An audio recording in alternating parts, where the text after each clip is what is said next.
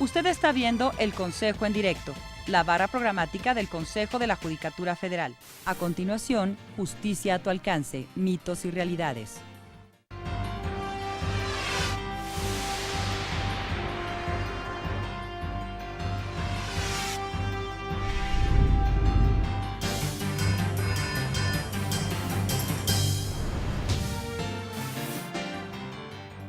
Bienvenidos a una edición más de su programa Justicia a tu alcance. En noviembre de 1999, la Suprema Corte de Justicia de la Nación lanzó una convocatoria a la comunidad jurídica mexicana y a la sociedad civil en general para participar en la elaboración de propuestas de una nueva ley de amparo. Al mes siguiente quedó instalada una comisión, quedando integrada, entre otras personalidades, por los ahora ministros José Ramón Cosío Díaz, Arturo Saldívar Lelo de la Rea y el hoy presidente de la Suprema Corte de Justicia de la Nación, don Juan Silva Mesa. La comisión entregó sus trabajos en agosto del año 2000, pero fue objeto de una serie de revisiones y de ajustes por parte del Alto Tribunal de la República que se reflejaron en el proyecto final publicado en mayo del año 2001. En el año 2004, el senador David Jiménez hizo suyo este proyecto y presentó la iniciativa correspondiente. Paralelamente, el propio senador David Jiménez, presidente de la Comisión del Distrito Federal del Senado de la República, convocó a un foro de opinión en donde este proyecto de reforma fue objeto de críticas importantes y significativas. Entre las personalidades que participaron en este foro de opinión estaban los señores ministros en retiro, Arturo Serrano Robles, Noé Castañón León, y también nuestro invitado del día de hoy, el señor ministro Carlos de Silva Nava, don Carlos, como solemos llamarlo con afecto quienes lo conocemos. El señor ministro de Silva fue secretario de Estudio y Cuenta de la Suprema Corte de Justicia de la Nación de 1968 a 1972. Juez de distrito entre los años de 1972 a 1977, magistrado de circuito a partir de 1977 y ministro de la Suprema Corte de Justicia de la Nación desde 1984 hasta su retiro.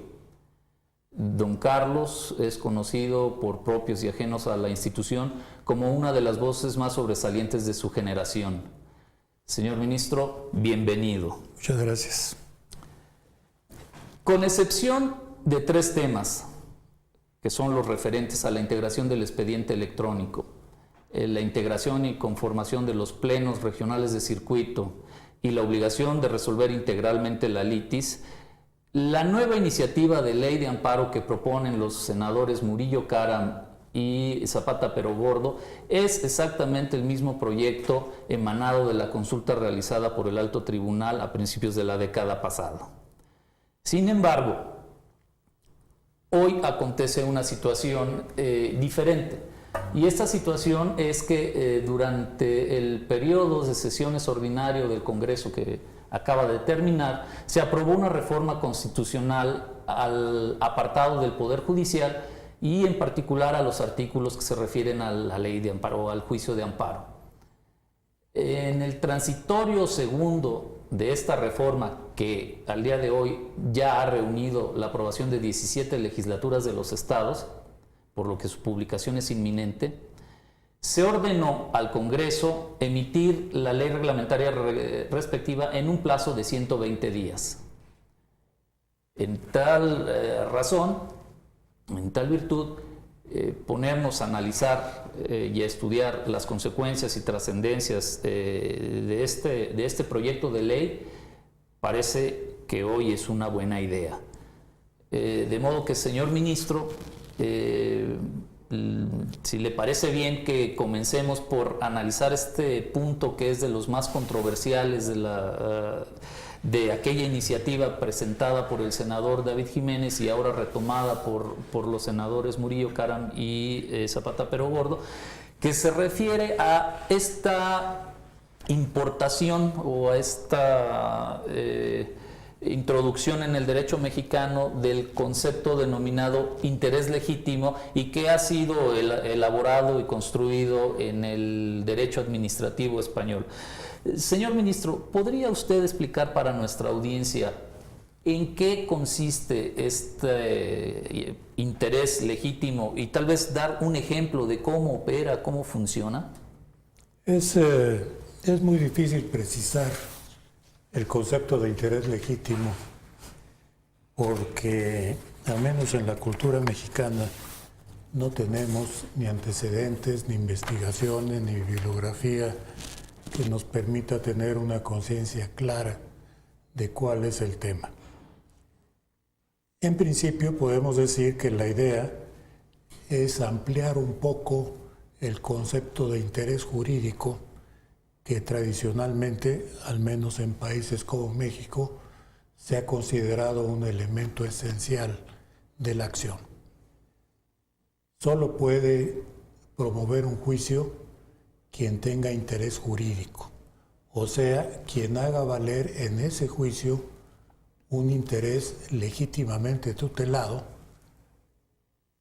pero que, dadas las situaciones concretas del caso, se puede ubicar perfectamente al titular de ese interés. Por poner ejemplos muy obvios de interés jurídico, quien sufre una detención tiene interés jurídico en reclamar la inconstitucionalidad de su detención. Quien sufre un embargo tiene interés jurídico en oponerse al embargo, porque tratándose de actividades estatales reglamentadas, limitadas por los derechos de los particulares, pueden accionar, pueden promover el juicio de amparo quienes se ven afectados. Pero esto quiere decir que muchos intereses, al menos en la actualidad, quedan fuera de la tutela constitucional. Por ejemplo, muchos temas en materia ambiental, por poner algún ejemplo. Sabemos que la Constitución habla de algunos temas de derechos fundamentales, sabemos que hay leyes ambientales, pero nadie es titular de un derecho para intervenir o interferir en las cuestiones ambientales en la medida en que éstas pueden ser reguladas por el Estado. Y solo se da esta actuación cuando se produce un acto de autoridad que de manera directa e inmediata afecte a una persona. El interés legítimo es un punto intermedio entre el llamado interés simple y el interés jurídico. El interés simple consiste en que cualquier persona con cualquier interés de cualquier tipo, económico, social, político, el que usted quiera, puede promover un juicio. Desde luego este criterio no es muy aceptable por el abuso que pudiera darse en el uso del derecho de acción, derecho de ejercer demandas. El interés legítimo podríamos entenderlo quizá como un interés que, al igual que el jurídico, se encuentra tutelado. Es decir, hay una ley, una norma constitucional, legal, reglamentaria, de la índole o de la jerarquía que se quiera, pero hay alguna norma que regula cierta actividad o ciertas situaciones o condiciones. Y esas normas de alguna manera afectan a la actividad del Estado, pero no de una manera absoluta. Por ejemplo, cuando estamos frente a las llamadas normas programáticas. La Constitución contiene algunas de ellas. Para algunos teóricos del derecho constitucional, la la idea de que la Constitución no es solo un conjunto normativo, sino un conjunto de principios,